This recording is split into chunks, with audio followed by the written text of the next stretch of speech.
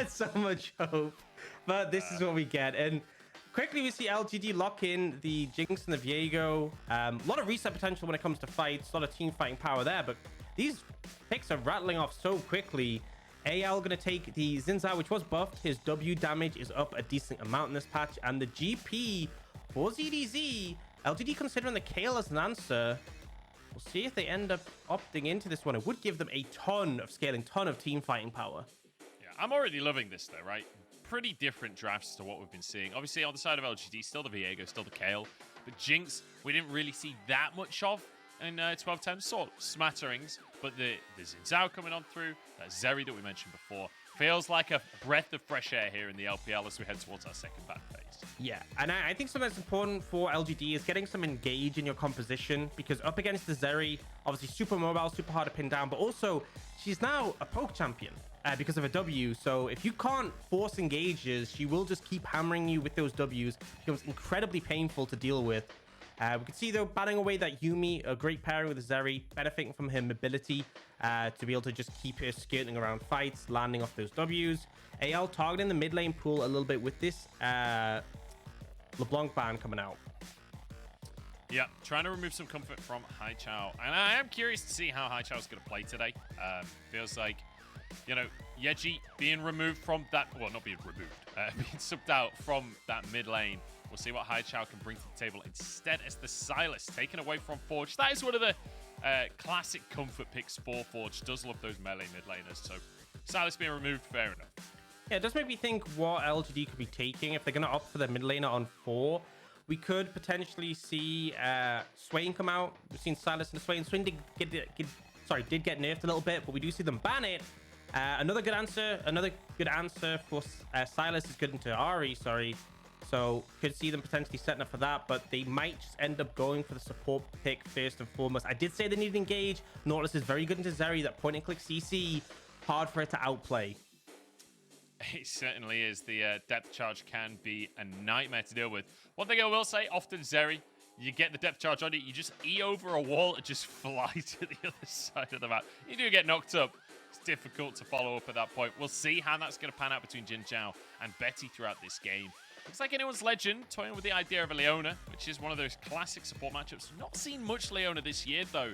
Forge going to go for a Ryze in the meantime. Yeah, interesting one. Ryze did get some buffs, I believe, on the patch on 12-11, but it really felt like it wasn't necessarily going to be enough to bring him back in, but apparently we're seeing Forge feel confident in this. He did get some extra damage on his E, some cooldown reduction on his Q, and we do see QiuQiu just go for Leona, a bit of a special that we saw from him from Spring. But a lot of roaming potential from that Ryze. We did talk about how bot lane could be a big focal point.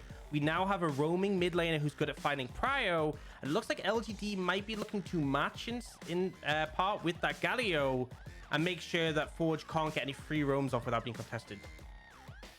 All right, well, Xiaohao looks like he's going to get that Galio for his debut LPL game, being promoted from the LGD Academy roster to replace Yeji. And we'll see how his Galio is going to look. A lot of potential to focus on this bottom lane. Like we were talking about before, both mid laners love to roam down towards the bottom side. And they've been given the tools to do so. I mean, both teams have fantastic scaling side lanes. Kayle and GP, obviously, I mean, it goes without saying. Jinx and Zeri, as we've said before, Jinx is that hyper-scaling AD carry. Zeri is broken on the patch. And so I think this mid-jungle is going to be really interesting as to how these teams play around it. Because, you know, as much as we highlighted bot being such a massive point, winning mid-jungle often leads to winning bot. If you can get control of the lane, if you can get an advantage, if you can shut down the enemy mid laner, that gives you more ability to make those roams down to the bot side or to the top lane as well. And that should be the game plan for both teams. Snowball those side lanes, get them into a comfortable position. We'll see if the side lanes can get ahead. And especially for anyone's legend, what I would love to see today is clean gameplay, right? We talked about how the 4 teams we have today were very much at the bottom of the rankings back in spring, but anyone's legend have been changing that narrative. They're 2-1 in the standings so far. They've had big wins against some big teams. Now we need to see against some of the bottom teams that this is a team that can win in a clean fashion. Often we get these teams to the LPL that just play to the level of their opponents, and I'm hoping anyone's legend can book that trend. Yeah, and technically my focus will be on that early game. We've talked about AL being fantastic when it comes to team fights. Falling behind can be their main bane. It's something they've been better at so far this split, but hoping to see them keep that level high. Don't just give over too much. And I think the draft has given them tools to contest in that early. It comes down to whether LGD will be able to challenge in return. That's going to be the big question. Can LGD match up to this Anyone's Legend roster? And I will say, coming into the split, like looking at the names on the Anyone's Legend roster, it's not a team that I was expecting to make it towards being a potential playoff contender. Obviously, it's a little early to be talking about playoffs. This is the kind of matchup that we need to see to start making those assessments of whether or not this is going to be a team that will be looking towards top 10 by the end of the split. But I am curious about this mid lane matchup because Orcs, I don't know about you, I've occasionally browsed Reddit every now and then. Yeah. And the Ryze main subreddit, not happy right now. Not happy at all. Talk to me about this Ryze pick. Is it just as terrible as everyone Reddit says? I mean, Ryze is always like, even when Ryze is like the most broken pick ban champion, you know, we had Tank Ryze and it was just 100% pick ban pretty much.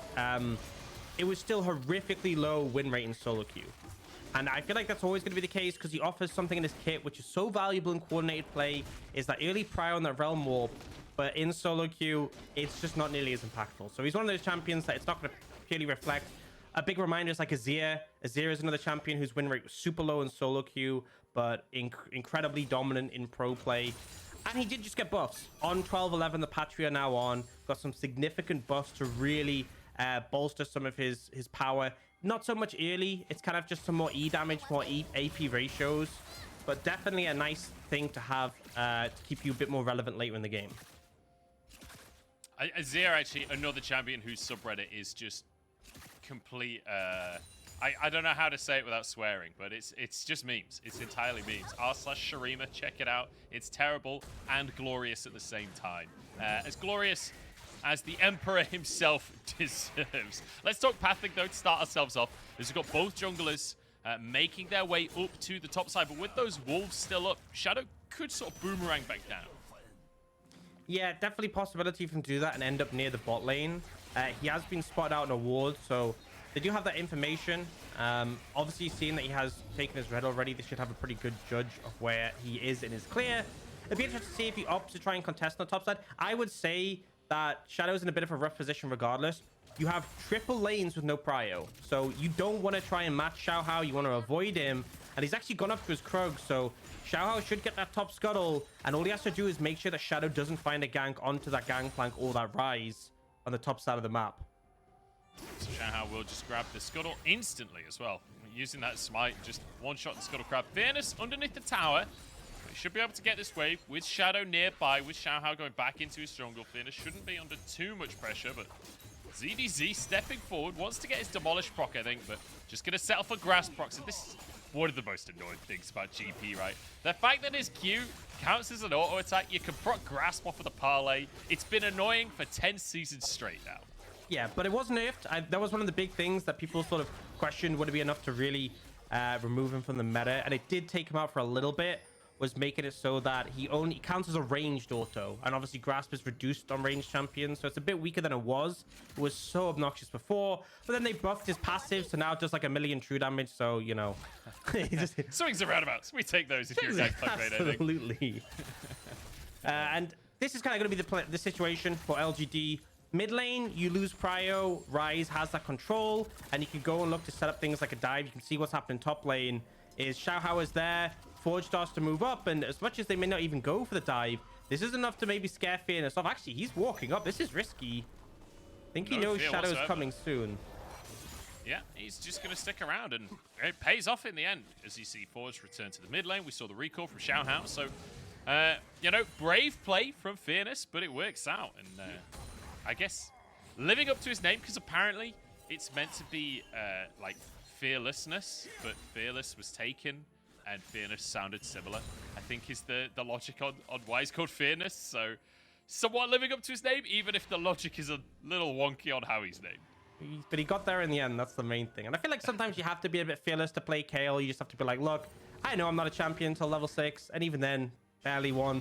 I just have to kind of like just decide, you know, I'm gonna walk up to the tower. I have faith you guys won't dive me, and it works out in that scenario now. You need to be brave just to play top lane in LPL at all. Like the coordinated I'll dives come out. It's insane. I'll go a step further. You need to be brave to play top lane, honestly. I feel like it's a lane but like you can just be completely screwed over by your team. If your team just leaves you out to dry, it's like, right, well, enemy jungler ganked once and the lane is over and frozen for the rest of eternity. It's not always the most fun. Now, do you see teams contesting heavily in the river now? Forge moving forwards. It's a 3v3 here. Ignite is down. There's the stun. Xiaohao taken down. And LGD starting things off strong. And now in comes Betty. A realm warp literally 4 inches. I'm pretty sure it would have been quicker for QiuQiu to walk that one. But either way, LGD started off strong. Yeah, seemed a little bit unnecessary, and it wasn't the best fight for AL to take. I have to credit LGD. They picked their window well, focused all the damage onto Xiaohao, and then you have a Viego. As long as you get that initial first kill, you're probably going to come out ahead in the skirmish. And we can see a replay of how that paid out. This is the thing, you may not have Prio in the Galio, but you have Predator. And that will essentially achieve the same thing. You'll just be able to speed there and be there at the same time. They focus down the Jinjiao, and despite the fact Shadow's getting low, with the fact he has that reset, has the heal, the extra set of rotations, you know you can't continue that fight. Certainly not. As Forge will be able to get that shove in. Get a reset off himself. He's starting to stack that mana. But look at Xiaohao already with the Mercs locked in with a Dark Seal and a Ruby Crystal. You can anticipate that Xiaohao, now he's level 6, has that Dark Seal. He's going to want to get involved on the rest of the map, already having influence in that first skirmish. And I want to see how he manages to use that ult. And it might just be the opportunity as Shadow goes for an invade here onto Xiaohao. We'll be looking for a smite. Doesn't have the upgraded smite. Neither of them do for the time being. But JinJiao actually going to flash forward for this one. We're going for the red buff. It's smited away by Xiaohao. But there's a taunt. There's the ults coming on through. And it doesn't matter who won the smite. Shadow gets the red buff. Yeah, Xiaohao realizing the fact he has no flash. As soon as JinJiao flashes on him, he is probably dead. He kind of has to just go for the red buff to at least get something. So a rough scenario to be in. Honestly, didn't have the cover from his team there. And LGD are doing a fantastic job of looking to punish the enemy jungle. Second time both JinJiao and Xiaohao have paired up to try and take out the enemy jungler. Yeah, really nice coordination so far from LGD. You know, I was coming into today looking at Assum on the Kalista and on the Draven saying, look, this guy is going to be the focus. This guy is the best player on the roster. But so far today, it's Shadow and Xiaohao working together as well as JinJiao flashing aggressively forward there, right? Like that. I love to see that kind of proactivity coming out. Confident plays, and it's the ones that will get you the lead now. I feel like the fact Shadow is ahead in the jungle, Xiaohao on this level, past this level 6 on the Galio, able to move in these skirmishes. It's become so difficult for AL. And I think they kind of need to slow the game down a little bit at this point, because if you opt into these fights, if the Viego starts getting resets, he will just take over. They're looking to do this Herald, though, and it looks like LGD not even interested necessarily in contesting. Yeah, I guess LGD just not a fan of the Herald. Doesn't seem like there's anything else they're doing on the map necessarily, just deciding that it's not something that they want to fight for. Maybe wanting to keep Assum in this bottom side, wanting to try and guarantee a plate, but Betty didn't swap up, so should be fairly defendable. I think it'll just be the singular plate going the way of Assum. Yes, so I mean, AL can be really happy with that. They essentially get it uncontested. They lose one plate, not really much of a big deal, but we'll see. Shadow is here if they can find more. Betty forced a flash on that one as well. This is kind of a very delayed cross map from LGD. As you see Xiaohao moving over as well. Betty, no flash. He just used it, and now will just get ripped apart by Shadow.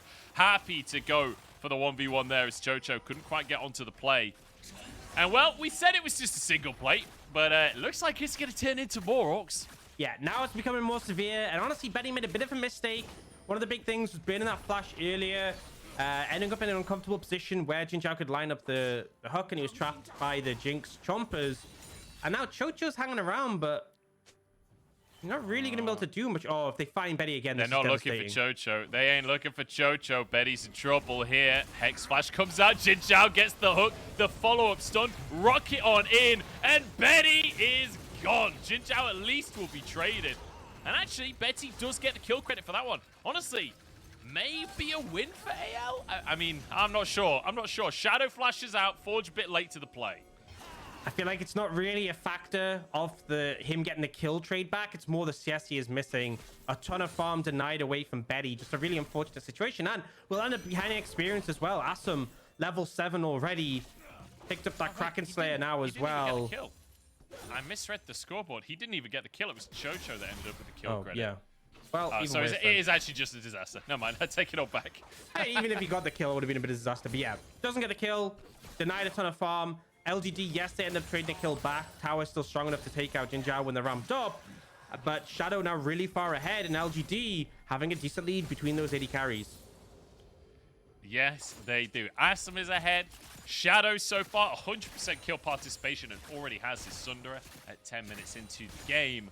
It's looking pretty good for LGD, and this is the comp that's running a Kayle in the top side, that's running the scaling Jinx in the bottom side, who's just finished stacking a Cull. Like, pretty much everything is going great for LGD so far, but now maybe an answer on the top side from anyone's legend. Herald over the wall, QiuQiu gonna look to engage. Fearness has his ultimate available, but what can he survive is the question. Good ulti, keeps him alive for now, but QiuQiu happy to tank.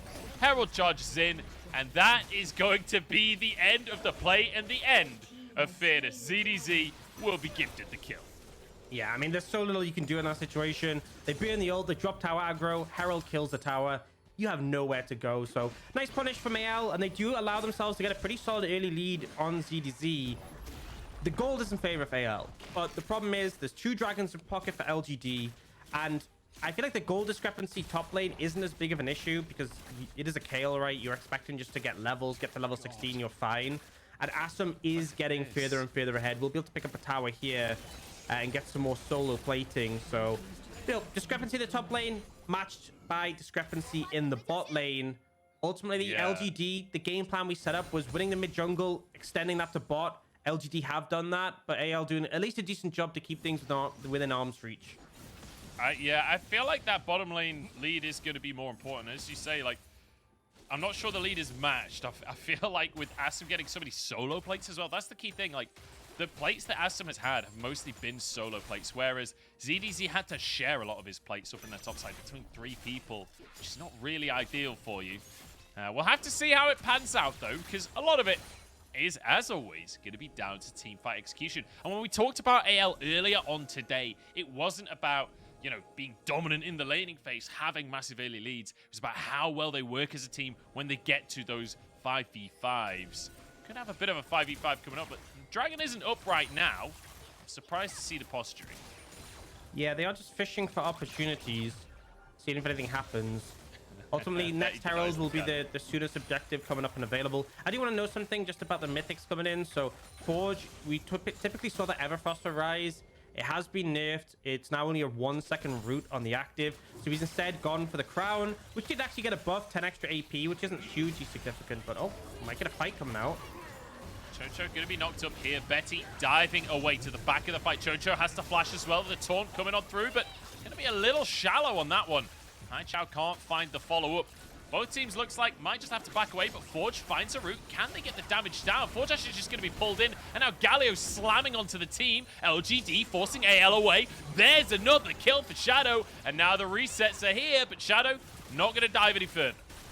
Yeah, and honestly, I feel like AL got out. That should have been the aim of the game, is you got away. You didn't end up giving over a kill, but they end up re-engaging for the Nautilus, and Shadow nearly finding another kill there.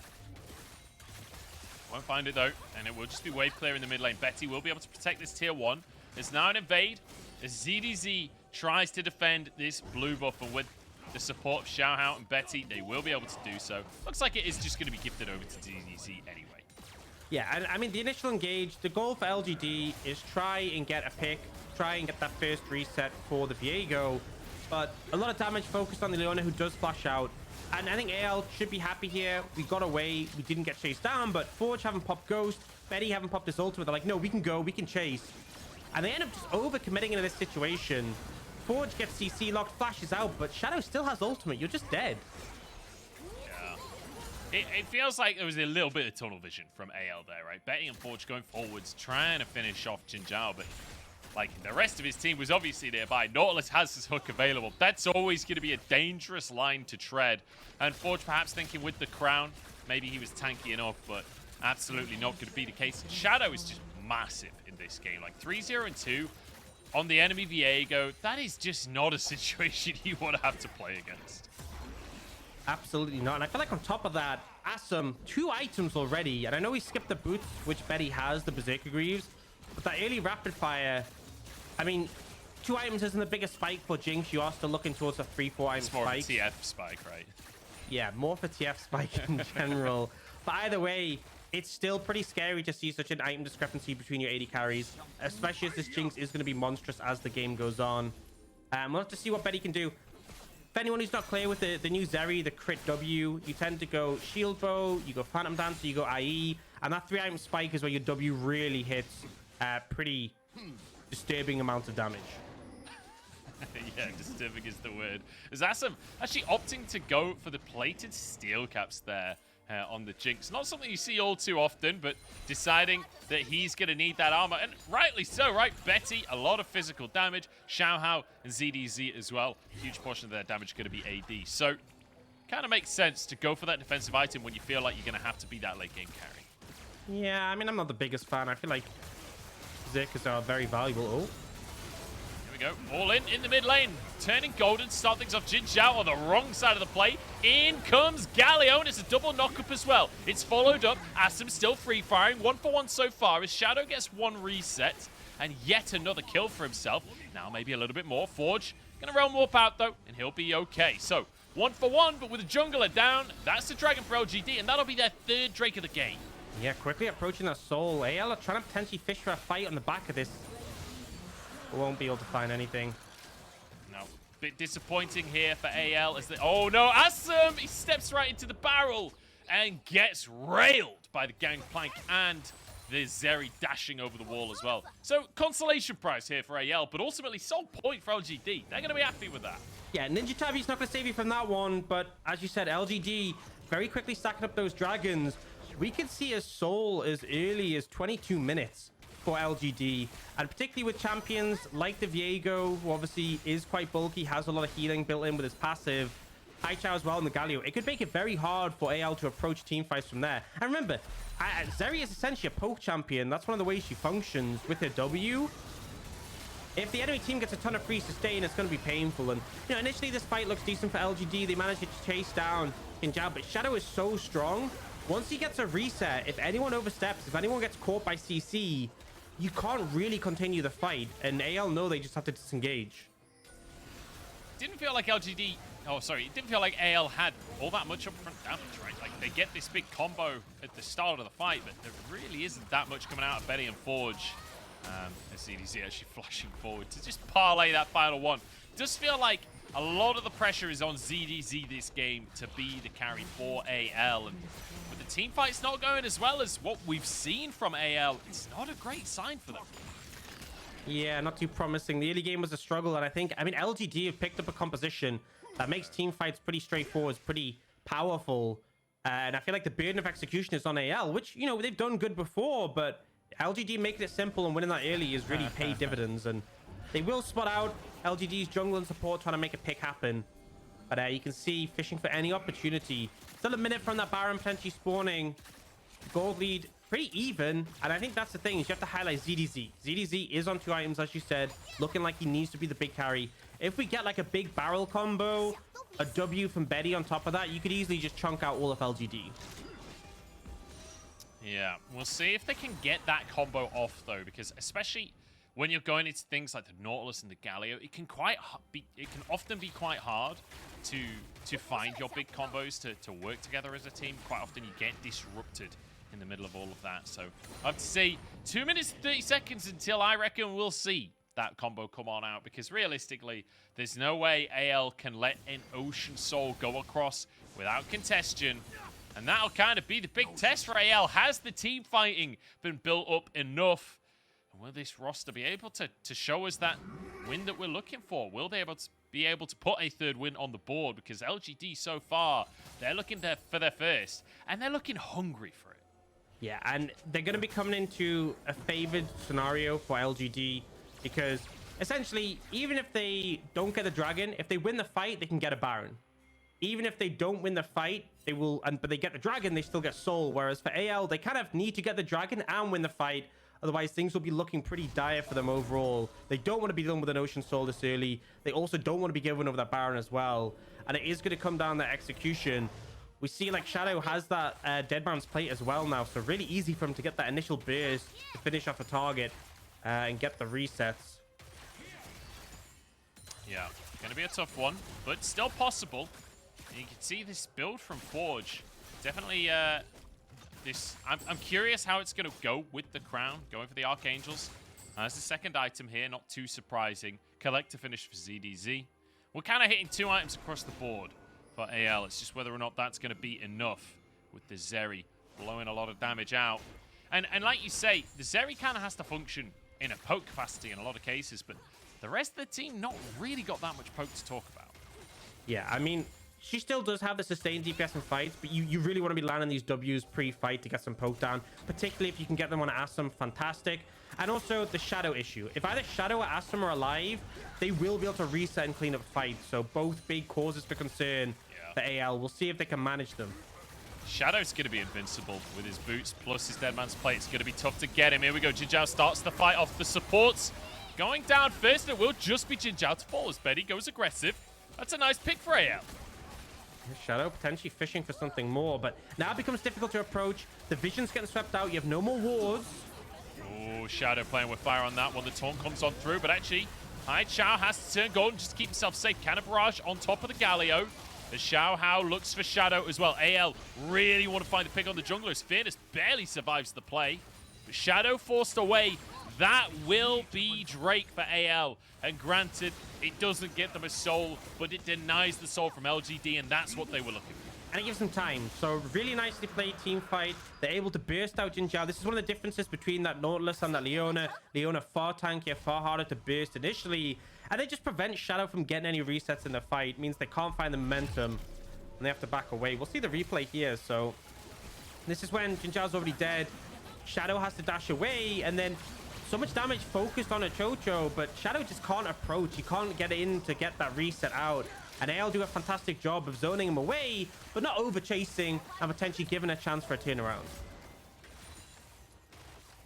Yeah, so as we approach the 20-minute mark, or getting towards 23 at this point, we can kind of take a look at the gold and realize we're in a very even game right now, Orcs. Felt like LGD have had control for the early game, but with a pick and a dragon off the back of that one, AL perhaps grabbing some control of their own. They managed to find an early gold lead, remember, up in that top side through ZDZ, who's now on 3 items on the Gangplank. Feels like we're getting to the point where things start to get interesting. Fearness as well, 2 levels away from 16 on this Kayle. Assum now on that 3-item mark that we talked about before. Feels like a lot of these boxes are being ticked for us to start to see some really huge fights.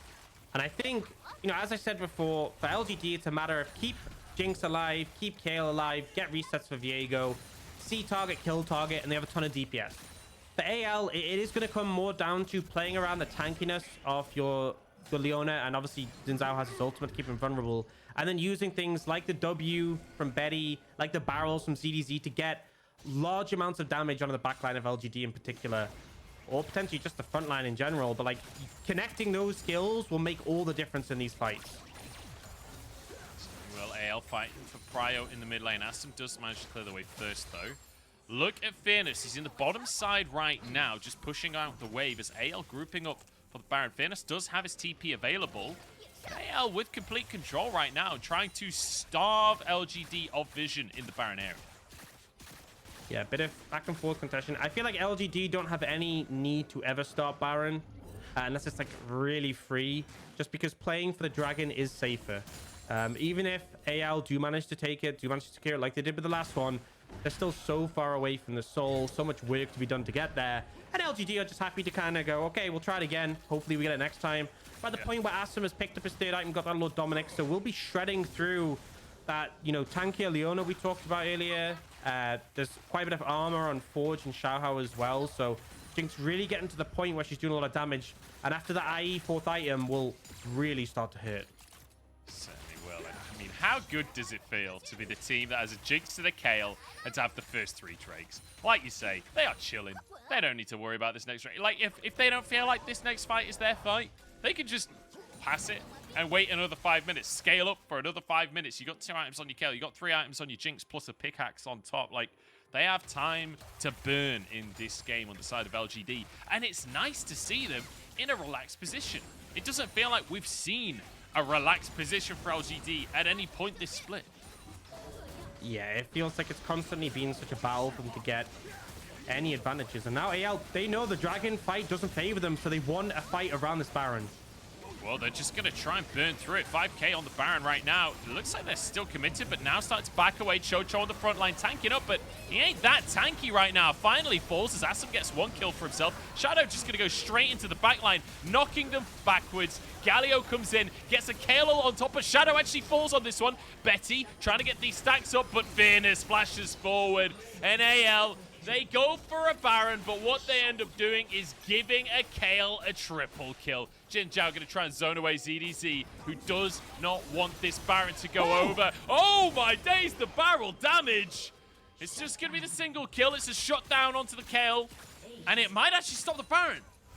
Yeah, they're low enough, they won't go for it. Still not ideal for AL, but something to note is the reason they went for that Baron is they had the spellbook on the Ryze. Ryze had Smite as well as Zhao, so they were like, we rush it. They can't contest this. And so LGD really urgent to start the fight. Health bar's already low from tanking the Baron. They get that initial reset. It looks dire. But we do see Betty and Forge doing a fantastic job of taking out the Viego. If Shadow had killed Betty there, it would have just been Baron for sure. Potentially even game over. But still, this Kayle has gone unchecked. Obviously was behind in gold, but easily able to clear up those fights. And I remember, Fearness had like an item and a half before. Now has 3 full completed items. Yeah. Yep. Fearness getting pretty scary at this point on the Kayle. He's beyond level 16. He's got 3 items. He's becoming a menace with a triple kill in that last fight. AL are on the Drake first. Oh, I thought the Rocket had got it for a second. It is going to be the soul denied, but now a fight as the stun comes down onto JinJiao. And that will be an early kill, but it's traded. 1-for-1 on support. Xiaohao trying to escape, but Assum flashing over to find a little bit more. Big damage as Forge moves forward. Betty stacking up, chaining the autos between the team, but he's locked up. Great play from the tidal wave in the mid lane. Xiaohao locking him up as ZDZ falls as well, and LGD find another fight. And just really good play coming out from LGD. The Kayle doing so much work there and just unable to find those backline kills. You saw fantastic barrels from ZDZ, but Betty lacking that Infinity Edge, lacking the ability to land W's onto the backline. Really made it a struggle, and Kayle is late to this fight, so initially AL feel confident to go for it. But importantly enough is the fact that Kayle and Jinx for a lot of this fight are kind of free hitting. Something to note as well is Galio taunt is so good against Zeri because he channels it. And look, Betty doesn't actually use his Q because it makes you right click instead. So you're doing no damage to the Galio. If he was actually able to Q instead, might have been able to kill the Galio, might be able to go further on the fight, but everyone in LGD sort of doing their role. And as I said, their comp is just easier to play in team fights, and you can see how much freedom Assum had there. Yeah, easier, like just longer range as well, right? It feels like Betty's struggling to get that much done, like you say, being zoned by the Galio. ZDZ doing a lot of work, it has to be said. But Forge and Betty struggling. JinJiao will spot QiuQiu. Did not have his team nearby enough, though, so doesn't go for the play for the time being. Shadow really wants to go for this chicken. Doesn't want to overstep for this one. Baron, though, should mean that a slow and steady bit of play now over the next couple of minutes from LGD should net a couple of tier 2s. Should be able to pick up a lot of that gold on the map. Just apply more pressure. ZDZ is scary. Kayle is level 16 though, so big threats to the enemy team. And again, you know, as you said, ZDZ did so much work in that team fight. I feel like that's what it comes down to. Landing those barrel combos, landing the W's from Zeri. If those connect on the right targets, that's your opportunity. But if the fights play out standard, you're going to struggle. I mean, Fearness level 17 now, not even level 16, surpassed that already. Things are looking dire for AL in this first game. 6,000 gold deficit right now. And man, how different did LGD look today? Haichao coming in. Haichao apparently in Mandarin actually means tidal wave as well. So, and it feels like he has been, the tides have changed for LGD. 0-1-13 in this game on the Galio. And I mean, Shadow having a great game of it. Assum once again performing. Fearness looking fantastic on the Kayle. It's all looking pretty hunky-dory for LGD as they just continue this siege. I will say, though, they're not doing a fantastic job of getting the waves to crash at the same time. Notice how AL kind of go up towards mid, clear that wave. That wave is now gone. They can go down towards bot, clear that wave. It just means that there isn't really as much pressure as there could be just due to the mistiming. And there's a lot of wave clear for AL. Assum has to cleanse. It's going to be kind of barraged down as well, but that's a couple of ultis. Burn. Rocket comes through, but blocked by the rest of AL, so QiuQiu will walk away with his life. And now, like you say, kind of taking it in turns between the lanes, and it does mean that the siege is a little bit harder to pull off. Close one for Xiaohao. Will walk away with his life, though. Yes, I think LGD, even got 30 seconds left on this Baron. It's going to be this bot wave and then done. And AL, there's 5-man defending each time, so you do see at least this time they're trying to hold the wave for a bit longer. But your Baron is about to time out in 20 seconds. This is your last opportunity to break the base. They have finally synced the wave. They should get at least one inhibitor tower. They might get both, honestly, as everyone's still on the bottom side from AL. That will be 2 towers falling at very least. Bottom inhib goes down. Do we see LGD commit for the top inhib, or for the mid inhib, sorry? I don't think so. They're going to back away for now because it's a minute until that Ocean Drake comes up. And we're kind of running to the point now where you don't have the 5 minutes to burn for LGD. If AL get this next Ocean Drake, like, that's dangerous. Yeah. Gets a bit scary. I will say, I feel like the Ocean Soul for AL isn't as big of a concern. It's still going to help them out, right? But a lot of squishy members you can just pop before they get a chance to utilize the healing.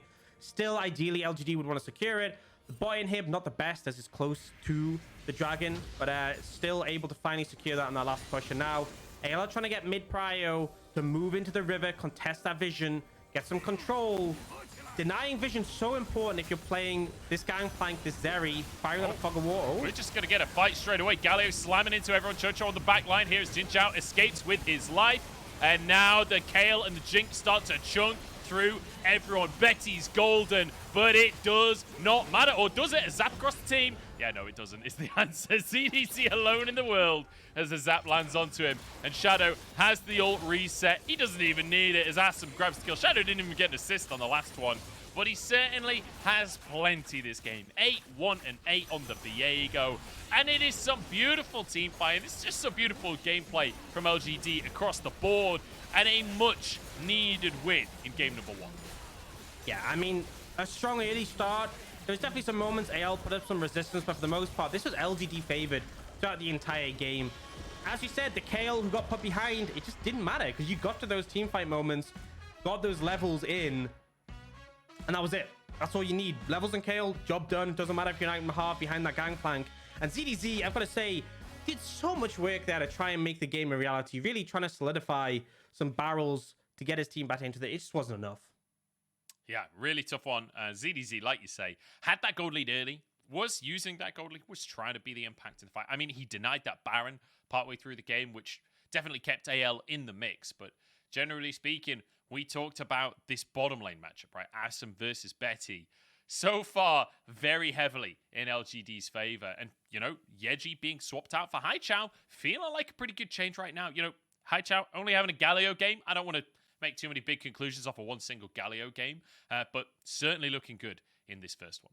Yeah, and it looked like, you know, they had a clear play pattern. They were working well. The jungle mid support, in particular for LGD, Shadow, Xiaohao, and JinJiao, fighting extremely well in those skirmishes, getting the Viego ahead, leaning those resources into bot. They did everything we need. And that's the thing with the Kayle is that even if she gets set behind, it just doesn't matter. She's going to come online eventually. And it felt like the easier to execute teamfight comp was in LGD's favor. So even though AL found, you know, some strong barrel combos, even though they were like trying as hard as they could, it's just too big of a gap to make up when you are down. And they have just an easy, straightforward comp with 2 humongous backline carries. Yeah, definitely. I mean, like, the comp looked great. The way they played looked great. I'm pleasantly surprised by LGD in our first game of the day. And I hope to continue to be pleasantly surprised. On the other side, though, I will say my expectations and my hopes for AL a little undersold in this one. And, well, Zeri, we said it needed to be banned. We said it was an absolute must. I mean, LGD opt out of banning it. Go for the Jinx as an answer. Seems to work out. Yeah, one thing I will note is, so when we saw Viper playing the Zeri, he was obviously going, well, not obviously, but he was going W max second to get the reduced cooldown and a bit extra damage. We actually saw Betty go E max second, which is what people used to go on Zeri for that lower cooldown, for more pierce damage. I feel like here you're playing a bit more for the W poke. I feel like maxing that W second, just with the new Zeri, with the W being so strong, I would have preferred to see that. I think it was really significant if you were able to hit those Ws on the enemy backline. That would have made such a huge difference, because that's what the play pattern should have been. It wasn't about, hey, I want to sit and fight an auto attack, because if you do that, Jinx and Kayle will outvalue you.